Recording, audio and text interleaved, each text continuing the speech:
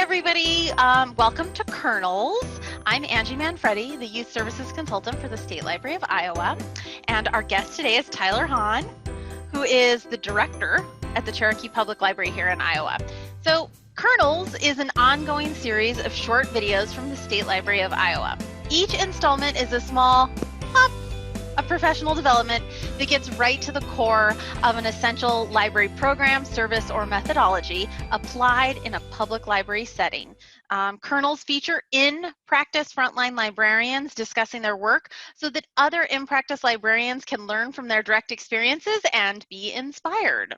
So kernels are posted publicly to the State Library of Iowa's Continuing Education YouTube channel, and there's a whole playlist of them with more always being added. So make sure you like and subscribe for more. They are cross-posted to Iowa Learns, which is our learning management system. So Iowa librarians can watch them there. For Iowa librarians, you can earn half an hour of continuing education credit for watching each kernel and completing a learning summary. There's more info on how to do that in Iowa Learns, so you want to make sure you're logged into Iowa Learns for that. There's also an area on the State Library of Iowa's website where you'll be able to find contact information, handouts, and resource lists as mentioned in our session. And you can find more information about that and more by checking out the links in the description of this video. So with that having been said, Tyler, thank you so much for joining us today. Yeah, thank you so much for having me, Angie. It's always a pleasure. So Tyler is an expert in many things, as you might tell. He's a director, but he was a youth services librarian, which is how I first worked with him. And today I invited him because I want him to talk to you about esports. Tyler has spoke nationally at several big conferences about this.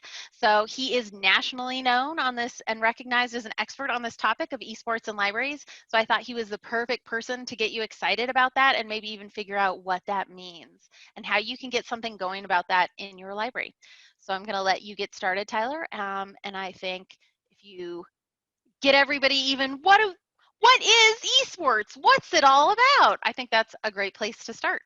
Yeah, definitely. So what are esports? So esports is sort of the this idea of around competition in video games. So it's a whole world. There's this entire ecosystem of competitive video game playing. And you know what? This isn't something new, Angie. This has actually been going on for years. Did you know that one of the very first esports tournaments actually took place at Stanford University in 1972? Yeah, they were playing a game back there back then called Space Wars. Like I've tried to go ahead and run it on my emulator. It doesn't quite go back that well. But back then, the prize for that esports competition was a year's subscription to Rolling Stone magazine. I'm sold. I'm sold. Yeah, what's not to love about Rolling Stone magazine? Mm-hmm. But yeah, so the esports ecosystem is really growing. You know, a lot of times while I was in youth services, I would ask kids what their favorite show was or what they were watching. Well, a lot of them weren't having favorite shows. They were having favorite streamers. And so I had begun doing my research to just see how big this really was. And one of my favorite facts and statistics is that in 2017, the League of Legends World Championship, so League of Legends is a kind of real-time strategy-based game where you have certain objectives that you have to compete against a different team. They had over 100 million viewers online. That is amazing when you compare that with viewership of traditional sports where like Wimbledon maybe only has like 10 or 15 million viewers. A lot of these video game world championships rival traditional sports in their viewership. And it as of right now, one of the things that I've been really like to go at, or that I've been saying and kind of keeping along with, is that esports are the athletics of remote learning. So kind of in this COVID era where we can't get around and like sweat on each other and like breathe on each other and stuff, we can still go ahead and have that competition just kind of in that shared virtual space. I love that. And so my guess, let's pretend I've never heard, what does stream mean? So does that mean I'm just watching somebody play video games, or can I play against them too? Like what, like, do I just want to watch, or can I play too? Yes, and yes, you can watch. So there's so many different avenues to go ahead and watch where people stream to. So a lot of times have you heard of YouTube?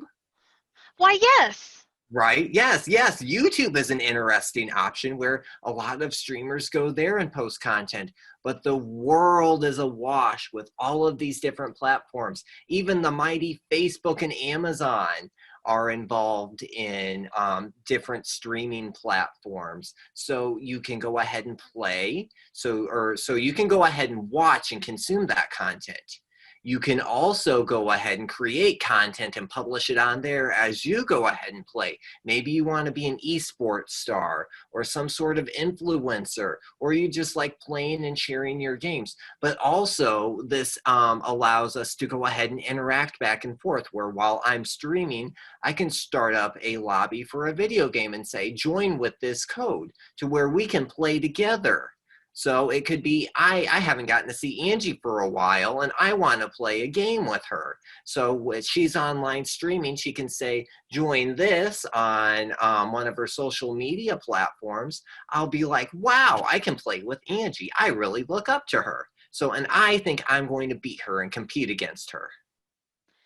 And so now, how, that doesn't sound like it has anything to do with libraries or learning. Oh, How would you counter that? yeah, you know what? That's one of those things that I've gotten a lot. But you know what? What do we know about video games and learning? We know that it improves your visual acuity and attention. They foster scientific reasoning. They accelerate language learning. They improve, that digital literacy, that digital and print literacy. You're obviously increasing your problem solving skills. And in order usually to play it, you have to have fairly good tech fluency. I mean, there's a lot of terms you might like. HDMI cable. That's one of those things. RAM, right? I'm not talking about the horned creature. I'm talking about random access memory. So yes, that's one of those things. But then so we know that with video games and learning. What do we know about sports and learning? There's obviously a reason why there's still sports in school, and it's not because they make a ton of money. Although some colleges will go ahead and say like, yeah, they make us money, but no. So it's sports and learning though are associated with higher GPAs, for instance. They kind of go ahead and foster that personal growth. They increase a lot of satisfaction with school. I know there's a lot of kids, especially who come here to the library, where the only reason why they go to school is because they have to. Having something that they're invested in kind of goes ahead and kind of wraps that all together, makes it a really good experience for them. And then one of the real things that I like about sports and kind of gaming together is it cultivates persistence. In that you're going to have to try again. You're going to fail. You're going to mess up. I can't tell you how many times I have died in Super Mario World. It's just terrible. But you know what? I kept going it, and one day I beat it, and then I never played it again. But you know what? It's fine. You know what? You'll have a lot of those things in life. I remember my very first math class. I had bombed a test, but you know what? I came back at it, and I ended up getting a B+ in statistics, and I'm like, never again. Never again. So yeah, we know a lot of that. And one of the really neat things, especially with eSports in the library, is that we can go ahead and shape this programming into anything that we want. We can definitely have a scholastic kind of avenue for these pursuits. So you could go ahead and pair this with a cooking club. So why not go ahead and do like pancake art. And there's a game on the Nintendo DS called Cooking Mama. Have you ever heard of that? Where it's fun, you make food, right? It's just like, boom, you know what? You could go ahead and do a competition with that. See who gets the highest score. Kind of create that arcade-like feel for your tween and teens. That's one of those things that I grew up with in my, that I really kind of I kind of miss seeing around. But how about esports and book clubs? You could definitely go ahead. I know there's a ton of Minecraft and Fortnite books out. Like, I don't know about you, but I can't keep them on my shelves. So you could definitely go ahead and pair up with that to where you go ahead and have competitions. You're trying to recreate the plot line. You could definitely go ahead. One of the things that I've done that I'm really really interested in kind of exploring more is pairing in traditional sports with esports. So you have a clinical on how to throw a football, like how to get that nice tight spiral. But then you're in there practicing that on Madden, seeing which character throws the furthest, or how to go ahead and practice targeting within throwing. But then there's also so many different applications for STEM, mathematics especially. That's one of the places where I've worked extensively in curriculum development. It's really amazing. A lot of these video games run off of a lot of math and statistics. Super Smash Brothers, for instance, is one of Nintendo's tent poles for going ahead, and there's a generation of that game every year, or for every generation of console. So within that, you get statistical breakdowns of what each character has done during a match.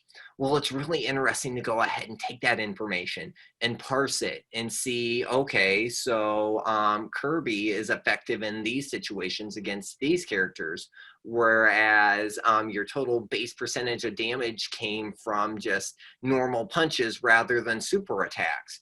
How could you go ahead and base that within your strategy? As you can see, there's so many different, that's just the tip of the iceberg. I could go on for probably 4 hours about the applications of STEM, especially within esports. And I wanted to go back to something that I think a common misunderstanding of it. And I love that you mentioned Cookie Mama, because I think sometimes when people hear about video games or using video games in library programming, they think we must mean like Call of Duty or M-rated, or people say, I don't know anything about video games, and then they have games on their phone and they're like, I'm on level 787 of Candy Crush. Mm-hmm. So what we talk about when we say video games doesn't have to be intimidating or scary or for 18 plus. So. That's definitely it. And that's one of those really, I'm so glad you brought that up, Angie, because you know what? 97% of our teens are playing games.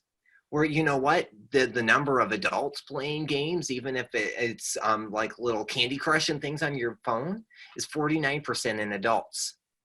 So half of us are playing something on our phone as kind of a boredom buster. You can go ahead and turn that into a competition. You can have a leaderboard. You can have an entire league just around Candy Crush and completion. There's just so many applications for this, especially now where we cannot share physical spaces. That shared digital space is something that I've seen a lot of really special things come out of that.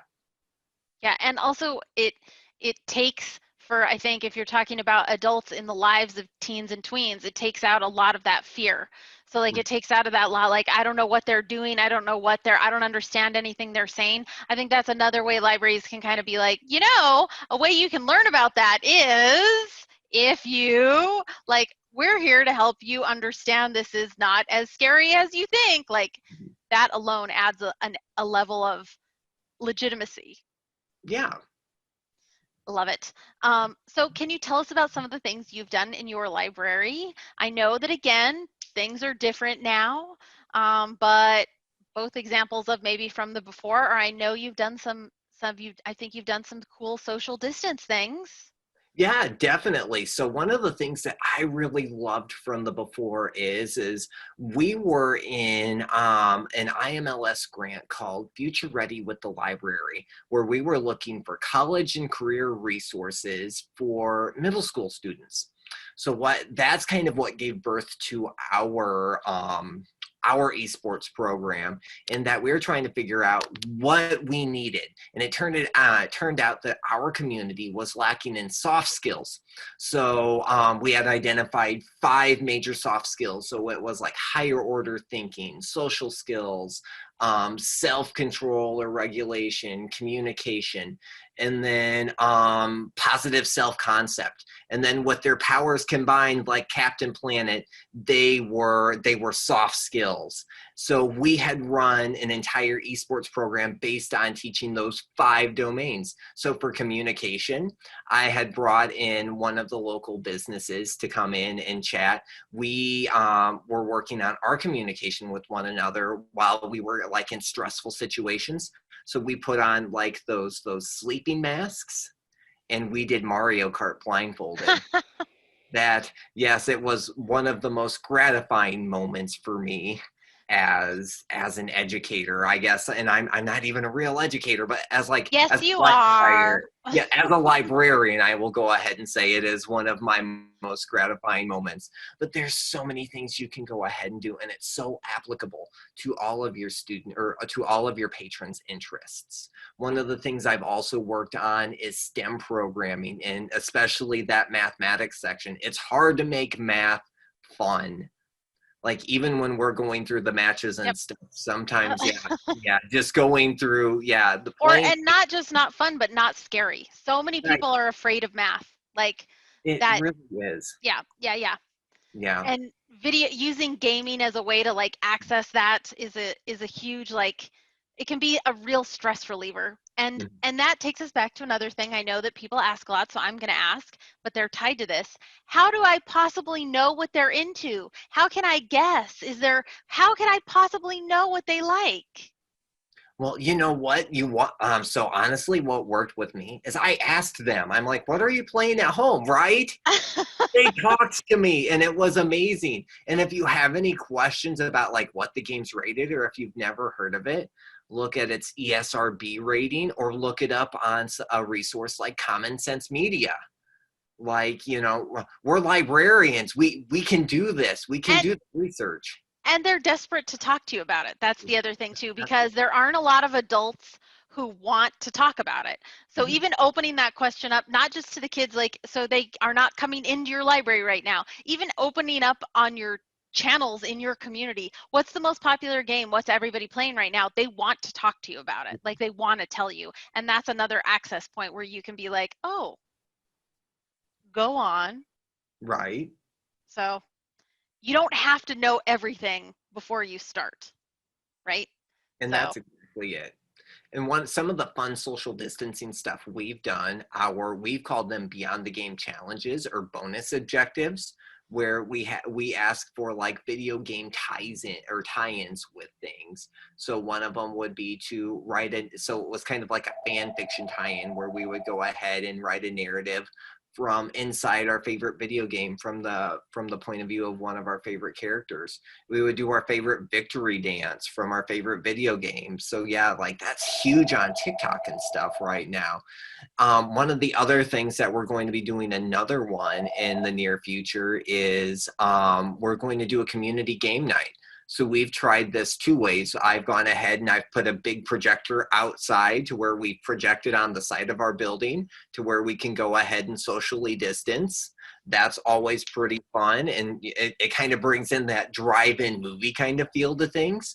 But then you can also, there's plenty of video games where, you know what, you can go ahead and play them kind of separate. Just have a Zoom room together. Like there's some games in like Jackbox games, and you could go ahead and even do trivia or something like that. I know that we're going to try a murder mystery Among Us on All Hallows Eve. Yeah. Oh, that's good. That's Right. going to be a good night to play Among Us. Right. Yeah.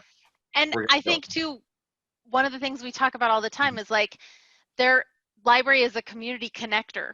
So there might be kids who are playing this on their own, or they're looking for someone to play with, and the library can be kind of the safe like connector of like, yeah, we're all going to do that together. So I think we've talked to about, you mentioned Jackbox games, and we will have a short list of resources of places you can learn more about this. But that's also that community element. Like we're all playing the game at the same time, and we're all on a Discord server together, or we're all in a Zoom. Here's the Zoom invite. Come to this Zoom invite, and we're all going to sit and talk about they used to like, let them just talk about what they've made in Minecraft. Like, this is going to be your all come in and for 10 minutes talk about what you made on Minecraft. And you know that there's not going to be any sketchy people in here because I'm the librarian and I curated the list of everybody who's coming in. Mhm. So adults can feel safe letting their kids into this kind of area. So I think that element of it also can't be discounted. So, Yeah, definitely. Well said, Angie. so what do you feel like, how has this been the biggest change it's made in how kids or families think about the library by adding esports and gaming? Like, what do you think has been the biggest change in their attitudes towards what the library is or what the library provides? So that's a great question. So we kind of transformed our culture away from the place that you go to get books to the place that you go to learn, the place that you go to connect. We've really been able to go ahead and nucleate ourselves within so many different places in the community. We have good rapport with business now because we utilize them for our soft skills programming. We have great rapport with the schools. My patrons are going back to the school saying, you know what, you need to learn something from the library and do programming like them. We would be more interested in coming here if you were doing their cool stuff. It's building all of these bridges that link back to the library, and then I can go ahead and use that sort of enthusiasm to go ahead and chain elsewhere out into our community. So yeah, we've definitely seen our culture shift from just the place with the books to the place you can go ahead and learn and connect. Yeah, I appreciate the focus on the community partners, because I think that's another element of this that, like, people want to get involved with this. It's easy for them to be like, yeah, that sounds like a cool thing I want to do. We were talking about one thing, like, even if all your town has is a Casey's, if you call the Casey's and be like, can you donate a box of chips to me, and then you give out the chips with the Zoom code and you say, we're all going to eat chips and play games together. We're all going to, like, that's a thing you get with the Zoom address, is also a bag of chips or a bag of donut, like any kind of thing like that. It's the kind of thing that makes sense to partners. Mhm. Like, it's a sell to them. And I loved the phrasing of places to connect and learn. So Yeah, thank believe it or not, that's about our 20 minutes. But I always like to wrap up with, what do you wish you had known before you started doing this? If you could, like, what if you're like, oh man, I wish somebody had told me that before I started this. My biggest I wish I knew beforehand was I was so worried about having the latest and greatest consoles where I was writing grants and begging for money like frantic. You don't need the latest and greatest things. They're just, your patrons are happy just to kind of connect and kind of build and play that together. Don't worry about your consoles, and don't worry about the money and the budget things. Like, just start creating that culture. That's my big takeaway from all of this. You didn't need like a PlayStation 57 to have. No, no. They were happy on a Nintendo GameCube that I had Yeah, in my basement. yeah, yeah. Because it was about something more than just what the game they were playing. Yeah. And tied to that, what would you tell someone, a librarian who was like, okay, maybe I'll do something like this, but they're hesitant or they're afraid they're going to get pushed back? What would your words of encouragement about it be? I would say to go ahead and utilize your patrons for their interests. More than likely, going back for that statistic, 97% of teens, they're interested in gaming. You probably already have gaming going on in your library. I would just say they're already here. We're meeting kids where they already are, and we're changing our mindset. You know, that we can definitely go ahead and pair those scholastics And with sports. and also, again, so like meeting where they are, I've heard a lot of librarians be like, well, the kids aren't coming to the library anymore because they can't play the computers because of the COVID restrictions. So now's the time to be like, great, you can't come to the library to play anymore, let's work around it. Let's find a way we can bring that gaming experience somewhere else. Now's the time to think that and to take Yeah. advantage of that. And to say we miss you. We miss you. We missed you coming in every day after school to play games because you were great for the door count and you were great for the patron count, and we miss that, and we still care about you. So. Yeah.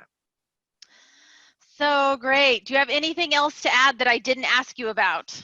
No, if you have any questions or want any guidance, please feel free. I admit I don't have all of the answers. I'm still learning a lot, but I feel that this is kind of something newer in libraries though too, where it's like, it's okay not to have all the answers. I don't, so if you need anything, let me know. And that's a perfect segue to the wrap-up part, which is we are going to have a contact slide that we'll put up right now that has all of Tyler's contact information and my contact information.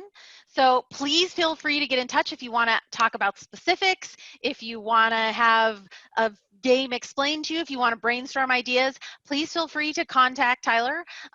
He's also a great place who can hook you up with other places, and we'll have a short list of sites and recommendations that we think you should check out, and you can always get in touch with me too, because I'm good at connecting people. So if you have other questions, you can contact me too. So there's my information on the slide as well. So thank you so much for watching today, and thank you to Tyler, woo, for taking your time and effort, especially now that you're a director, fancy, to be part of Kernels. If you're watching this on YouTube, please check out the links in the description for more info.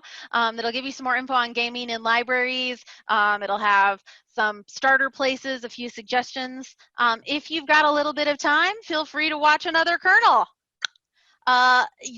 And if you are doing something at your library, that a program, an initiative, a service, there's a product that you've just implemented that's been a huge game changer, and you think it would make a great kernel, you would like to talk to us about it and to librarians, we want to hear about it. Reach out. You see my contact information there, or to someone else at the State Library. Reach out and tell us all about it, and you might be featured in an upcoming episode. So thank you so much. If you're an Iowa librarian watching this and Iowa Learns, stay tuned. All the information on how to get your CE credit should be in there, but you can also get in touch with us if you have questions about that. And please feel free to reach out with Tyler if you need that boost to get going on this kind of programming, or even understanding what kind of places and needs it can fulfill in your library. If you want to do that before you take the step forward, he's good for that kind of conversation too. So thank you so much, and thank you for joining us. Thank you, Tyler. Yay! Bye. Thanks, everybody. We'll see you again for the next one.